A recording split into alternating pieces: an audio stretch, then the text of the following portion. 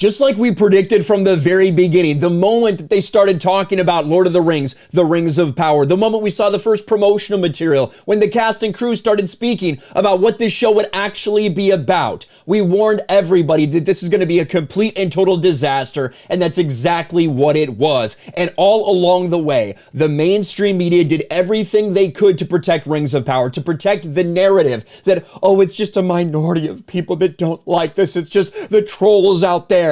But they couldn't stop the reality of this situation. The reality was the vast majority of people did not like it. And the reality is, for a show that took $700 million to make one season, they needed it to break streaming records. They needed it to be top of the charts forever and ever and ever. And that just wasn't the case. Lord of the Rings of Power, despite the media desperately trying to save it, has been a disappointment. And now we're seeing that reality come to light. Lord of the Rings of Power audience shrank every week. A new report suggests that viewership from Amazon Prime Video's Lord of the Rings of Power steadily declined with each new episode. New reports show that viewership for Amazon Prime Video's Lord of the Rings of Power contracted every week during its inaugural 8-episode run. According to an analysis from Variety, Nielsen reports indicate the show earned 1% fewer minutes streamed every consecutive week, with comparatively few viewers starting the show in the weeks after it premiered. The show also seemed to have the largest drop-off after its first 2 weeks, which showed a decline of around 20%. This suggests that a good amount of viewers who streamed Rings of Power early on gave up on it pretty soon after. And this all makes a lot of sense, especially when you factor in those Nielsen reach numbers that we talked about. When around 12 million people tuned in for that first weekend when they debuted those 2 episodes, and then for the subsequent week, only around 7 million. It was like a 40% drop off in people that watched this because a lot of people came in, they gave it a try, and they said, wow, this fucking sucks. I'm not watching this anymore. And according to these numbers, they never got anybody else interested. It was constantly just falling off. They never got a new surge of audience because of word of mouth, because the word of mouth for this was not good. They tried to say, oh, it was just early review bombing. Well, since that review bombing that took place, it hasn't really rose at all in the audience score. Hey, it's not like people are coming into this afterwards and said, oh, it was actually really good. No, that's just not the case. And of course, on Amazon and Amazon-controlled IMDb, it paints a little bit different story. But on any platform that's not controlled by Amazon,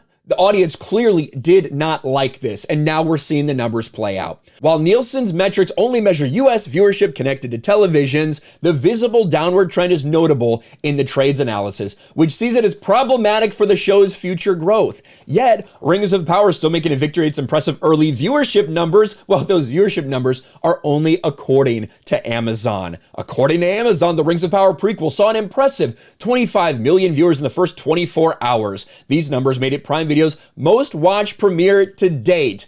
Well, the thing about that is that's just what Amazon told us, and the fact that they haven't said much about it after the finale is pretty telling, isn't it? Amazon's silence on the Rings of Power audience size is deafening, and this is over from Variety. Lord of the Rings is in theory among Prime Video's most watched original series, so why is the tech giant being so cagey about its viewership? In the course of the fantasy series' 6-week run, Amazon released just one figure qualifying its performance, claiming the first 2 episodes were streamed by the 25 million people.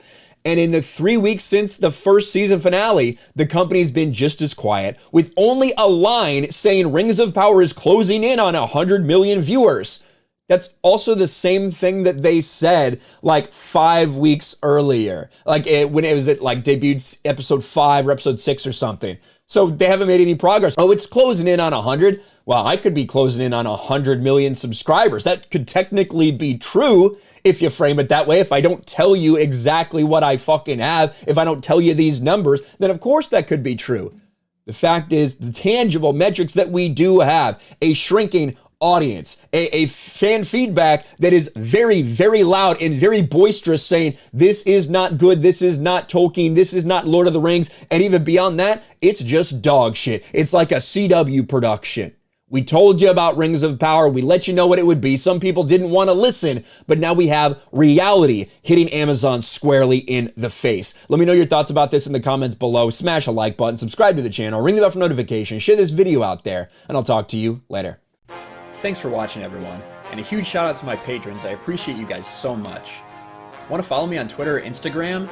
Check out the description below. You'll find links to my P.O. box and my Patreon as well. And I'll talk to you guys later.